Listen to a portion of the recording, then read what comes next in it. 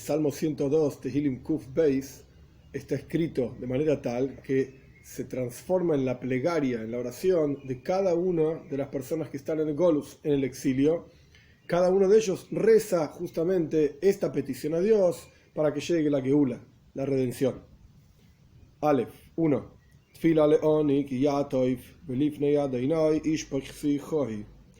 Una oración para el pobre cuando desfallezca, cuando ya no aguante más, por así decir, y frente a Dios vierta su relato, sus sufrimientos, sus problemáticas, sus charlas, sus palabras, es decir, vierta frente a Dios sus palabras. Veis 2. Dios escucha mi plegaria y mi clamor hacia ti llegue. Gimel 3. Gimel 3.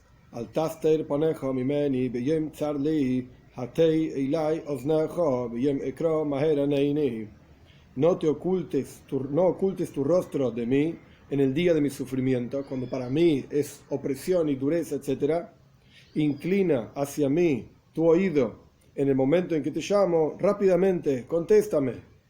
Dale, 4.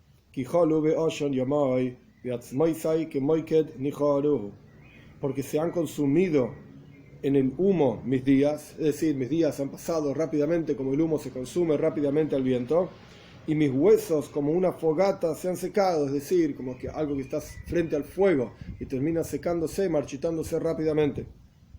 Hey, 5, como continúa diciendo,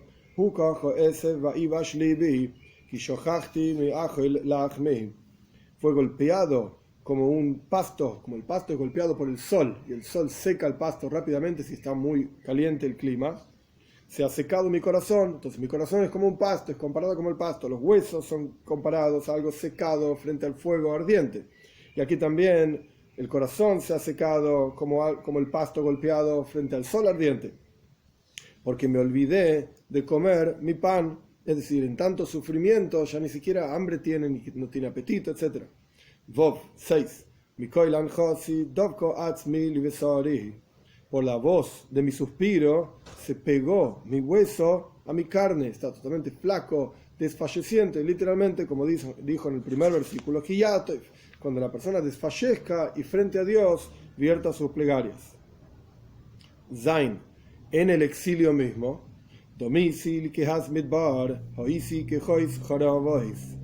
me parecía un quehaz es un tipo de pájaro en el desierto, y fui como un kois. Jois también es otro tipo de pájaro. Jorobois, en los lugares desolados. ¿Por qué se compara con estos dos tipos de pájaros? Hay dos explicaciones básicamente.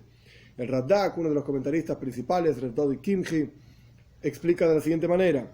La comparación es porque el quehoz y el kois producen una voz, un grito, digamos, de pájaro, que parece como un lamento.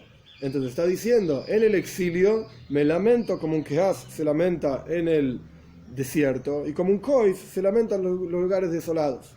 Otra comparación es porque estos pájaros, estas aves, viajan de un lugar a otro lugar. Y en el exilio también el pueblo judío fue exiliado de un lugar, después fue exiliado de otro lugar, viajaron de un lugar a otro. Así como estos pájaros viajan en el desierto, en lugares desolados, de la misma manera el pueblo judío viajó en diferentes lugares, y desiertos y lugares desolados se refiere a los países en donde el pueblo judío vivió entre las otras naciones, que nunca se sintieron, por así decir, parte del lugar, etc. Y entre paréntesis, cuando se sintieron parte del lugar, el lugar los expulsó, los hizo recordar que no son parte del lugar, etc. Por eso es la comparación con estas aves. Ges 8. Contemplé y medité y fui, efectivamente fui, como un ave solo sobre un techo, es decir, como dijimos antes, viaja de un lugar a otro lugar y al fin y al cabo siempre está entre personas extrañas y siempre está solo. De la misma manera contempló esta persona en el exilio, que al fin y al cabo el pueblo judío siempre está solo. Tes 9. Todo el día me despreciaron mis enemigos. Aquellos que se burlan de mí, en mí juraron. ¿Qué quiere decir en mí juraron? Cada uno de ellos veía al pueblo judío y decía, Si me pasa tal cosa terrible, voy a hacer como los judíos, entonces juro que voy a hacer tal cosa y tal otra cosa para que no me pase algo tan terrible, para no ser como los judíos. Yud 10.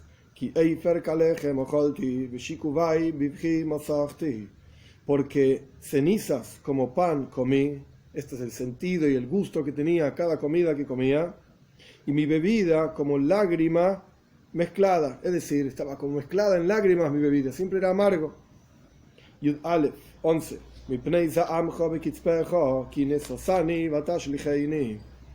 Por tu enojo y tu ira, porque me has elevado y me has echado. Es decir, no es lo mismo una persona que tira algo así nomás que una persona que lo levanta y lo tira lejos. Es decir, va a caer con más fuerza, más lejos, etc. Este es el sentimiento de quien está en Golus, en exilio, que Dios lo ha echado lejos, lo ha levantado y lo echó lejos.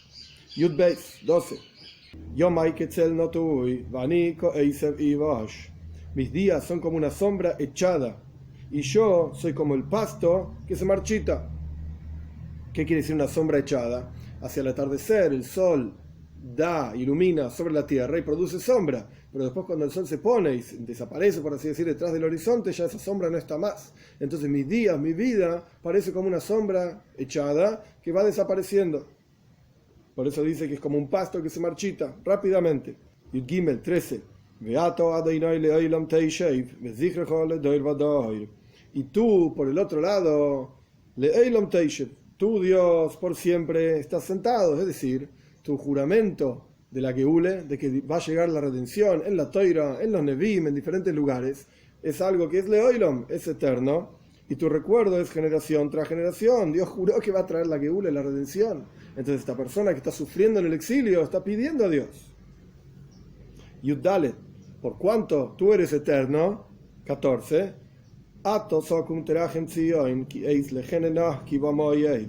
tú levántate y ten misericordia por Sion, porque es el momento de agraciarte con ella, porque llegó la hora de la redención. Esta persona entonces le está pidiendo a Dios que traiga la redención en medio del exilio. Tesvov 15.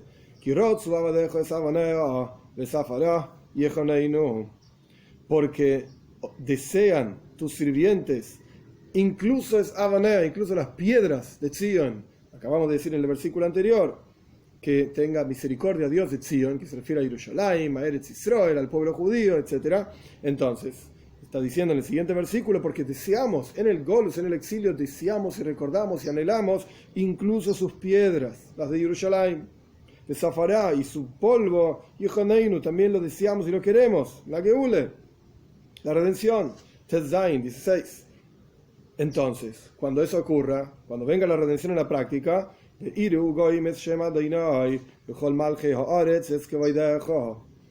temerán las naciones al nombre de Dios y todos los reyes de la tierra tu honor.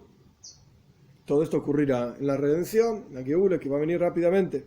Yudzain 17. Yudzain 17. Porque en el momento de la Geula, de la redención, ¿por qué todos los pueblos los van a temer y todos los reyes de la tierra le van a rendir honor a Dios, etcétera? Porque va a reconstruir Dios a Zion y se va a mostrar Dios con toda su gloria en la Geula, en la redención. Yudges 18. Dios se tornó, cuando la redención en la práctica ocurra y ocurran las cosas que se describieron en los versículos anteriores, esto significa que Dios se tornó hacia el rezo del Arar. ¿Qué significa Arar? Básicamente entre los comentaristas hay tres explicaciones. Uno es un árbol, un tipo de árbol en el desierto. Imagínense, en el desierto no tiene agua, no tiene lluvias, no tiene nada. El árbol ese está pidiendo, por así decirlo, es un ejemplo, lluvia, agua, redención. Entonces Dios escuchó la plegaria de este árbol seco, por así decir, en medio del desierto, que se refiere al pueblo judío. Esto es una explicación. Otra explicación es suplicante, alguien que está suplicando a Dios. Dios escuchó el rezo de aquel que suplicó. Otra explicación es de la palabra destrucción. Dios escuchó la plegaria de aquellos que se sienten destruidos. Veloy voces tfilos, no despreció su rezo y por eso trajo la redención. Yutes 19. Tikoseif zois le deracharain am nibra yahalel ya. Que sea escrito en el momento de la redención este asunto, como el pueblo judío se sintió anteriormente y como en la práctica llegó la redención y pasaron maravillas y se reveló la presencia de Dios, que todo esto sea escrito para las generaciones últimas, para la última generación, es decir, para las futuras generaciones, que vean las maravillas que hizo Dios en la venida de Mashiach, vean Nibra y el pueblo creado, es decir, el pueblo judío va a ser como, y todo el mundo entero, va a ser como una nueva criatura en el momento de la redención, porque vamos a tener la naturaleza de sentir la presencia de Dios, de percibir esa presencia de Dios, de querer hacer la voluntad de Dios. Eso es lo que significan los profetas Leif Hadash, que Dios va a dar un nuevo corazón en el interior de cada uno, Bris Hadasha, un nuevo pacto, es decir, que va a ser natural en cada ser humano cumplir la voluntad de Dios. Y el libre albedrío va a consistir en crecer constantemente, porque Dios es infinito. Vamos a ir creciendo en nuestro vínculo con Dios, en nuestra conciencia de esa presencia de Dios. Pero en la práctica vamos a tener un Leif Hadash, un nuevo corazón, un Bris Hadash, un nuevo pacto, etc. Entonces, este es el Am Nibra, este es el pueblo creado al cual hace referencia el versículo 19. Este nuevo pueblo creado, Yahalel Ya, va a alabar a Dios. Job 20.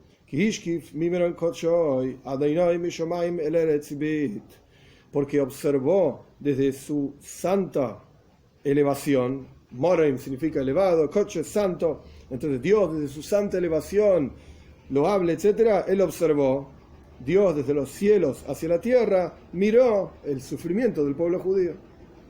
Job Aleph 21.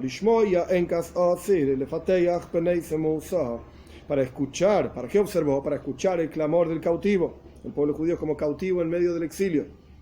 Lefateyach, para liberar Bnei Semusa. Maves significa muerte. Bnei Semusa significa aquellas personas que están a punto de fallecer.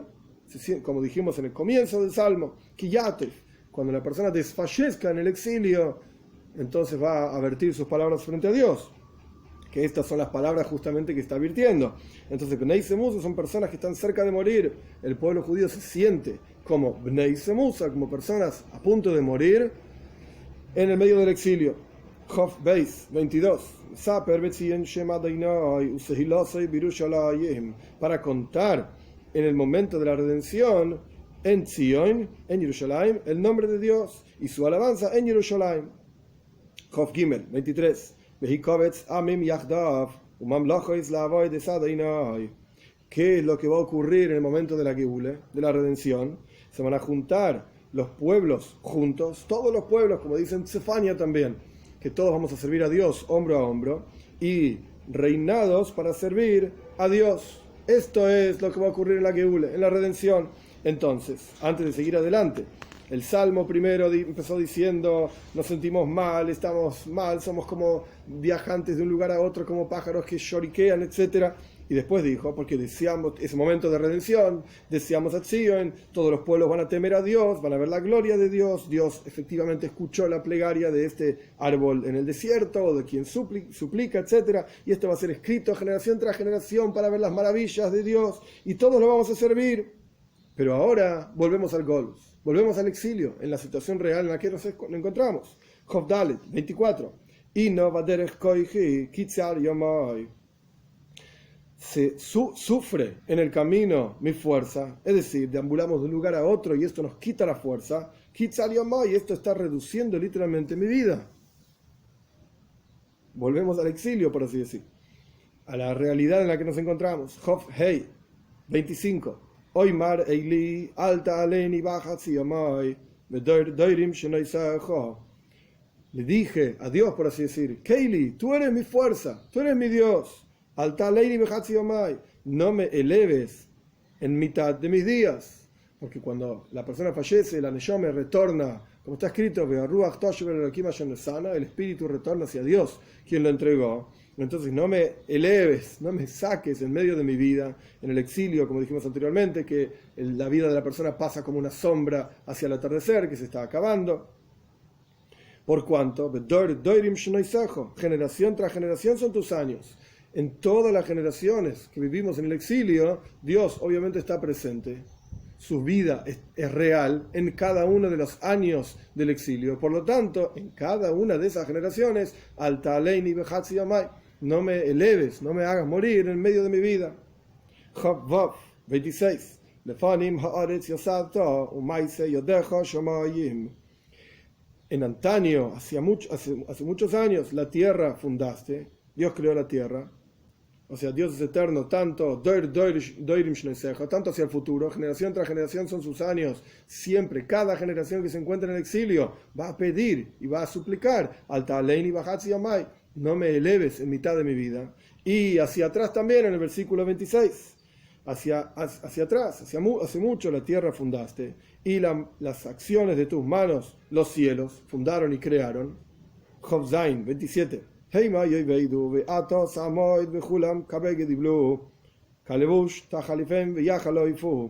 Ellos, los enemigos del pueblo judío, se van a perder, y tú te levantarás o te sostendrás, y todos como una ropa se gastarán, como las ropas que se rompen y se gastan, etc., como una vestimenta. Tajalifem, los vas a cambiar, uno se puede cambiar una ropa por otra ropa rápidamente, y ya no estarán más. Los enemigos en el momento del exilio, cuando llegue la redención, aquellos que fueron enemigos en el momento del exilio van a ser intercambiados como una ropa que ya no está más.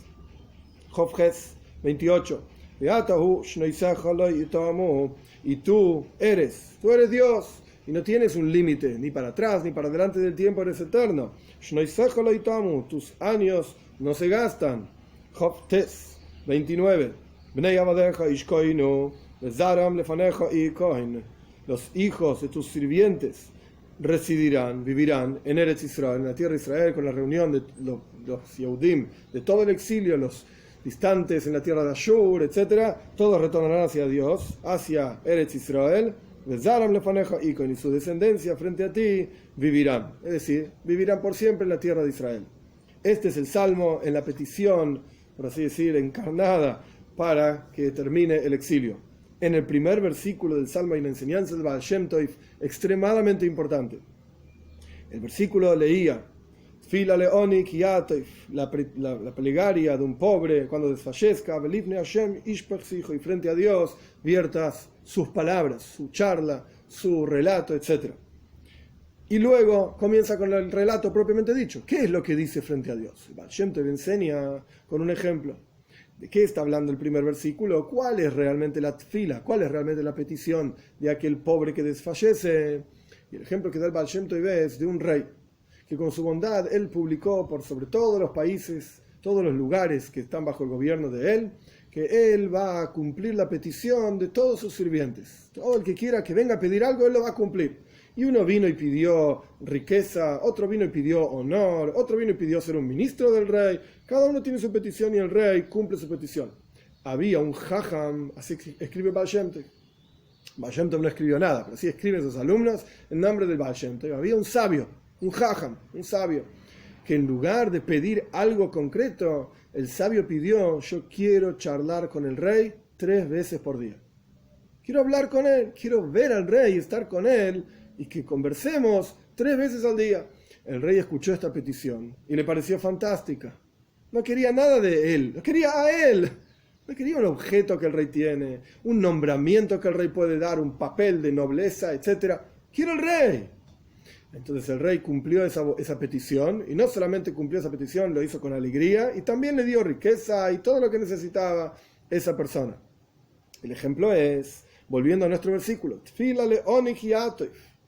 cuando el pobre está desfalleciendo, ¿qué es lo que el pobre quiere? Quiero charlar con Dios, quiero que frente a Dios yo pueda vertir mis palabras. Simplemente quiero eso. Y esto es similar a una enseñanza del Alter Rebbe también. El Alter Rebbe solía decir en los momentos más profundos de su dveikus, de su apego a Dios, en meditación, en comprensión de Dios, etc., él solía decir: yo no quiero tu Gan Eden, ni el paraíso superior, ni el paraíso inferior, yo solamente te quiero a vos. Ocurre que cuando la persona medita, cuando la persona contempla en las enseñanzas, en las ideas, en la presencia de Dios, en la creación divina, algo de la nada, en todos los niveles que hay espirituales, cuando la persona estudia estas cuestiones místicas, suele ocurrir que la persona se pierde en niveles. Tal nivel, tal sfira, tal cuestión tiene relación con tal otro nivel, y la estructura de la creación entera, y Gesed, y Gbur, y Tiferes, y todos nombres interesantes, y la persona se pierde en eso. Como un ejemplo que trae el Rebbe en un discurso jasídico, al respecto de el rey invita a una persona a entrar a charlar con él. Similar la idea de lo que estamos hablando anteriormente, porque está relacionado con esto. Y cuando uno entra al palacio, uno ve montones de cuartos con grandes cosas bellas, preciosas, piedras preciosas, obras de arte, impresionante. Cada vez que uno se va acercando más y más al rey, es más impresionante y más bello el palacio mismo. Hay gente que se pierde en los primeros cuartos del palacio, con las riquezas y la belleza que hay en esos cuartos. Hay gente que logra entrar un poco más adentro, pero se termina perdiendo en otros cuartos que están cerca del rey, pero no son el rey. Cada vez que uno va ingresando más, es más bello y más tentador quedarse directamente en esos cuartos. Pero hay un piqueaj, hay uno que es sabio, hay uno que sabe lo que quiere. Él quiere el rey. Entonces ingresa hasta lo más profundo, deja de lado todas las bellezas y todas las cuestiones deseosas que hay alrededor de él, y él ingresa directamente hacia el rey mismo. Yo quiero hablar con el rey. Similar a esta idea del Baal Shem Tov, Lifnei Hashem Mishpoch Sicho. Yo quiero charlar con él 3 veces por día. Yo quiero relacionarme con el rey, como decía el Alter Rebbe, ni tu Gan Eden superior, ni tu paraíso superior, ni tu paraíso inferior. Yo quiero al rey. Esta es la cuestión. Tenemos que aprender a no perdernos. Cuando uno medita, cuando uno contempla, cuando uno escucha clases, este rabino dijo sobre este asunto místico y el otro del otro asunto místico, y Atzilus y Bria y todos los mundos espirituales que hay. ¡Qué lindo! Pero yo quiero al rey. Yo quiero vincularme directamente con él. ¿Y cuál es la forma de vincularnos con él? La observancia de las mitzvot y el estudio de Torah en aras de la Torah misma. Toiro lishma, en aras de la Torah, es decir, en aras de saber cuál es la voluntad de Dios y qué puedo hacer yo para cumplir la voluntad de Dios aquí abajo, para generar en este mundo una dira betachtoin, una morada en este mundo inferior, que al fin y al cabo esto es lo que Él desea, y esto es lo que significa la venida de Moshiach, la revelación de la presencia de Dios aquí abajo, Él, no estos niveles espirituales y meditaciones, etcétera, que no están mal, pero no debemos perdernos en eso nada más y pensar que eso es el rey. Eso es una expresión del rey, son los cuartos exteriores con una enorme belleza, pero no son el rey. El rey es otra cosa. Que tengamos el zhus, el mérito de poder vincularnos con el rey, no con Gan Eden, ni con la mística, ni con ninguna otra cosa, solamente él, a través de cumplir Torah y mitzvot, y esto va a generar la venida de Mashiach pronto en nuestros días.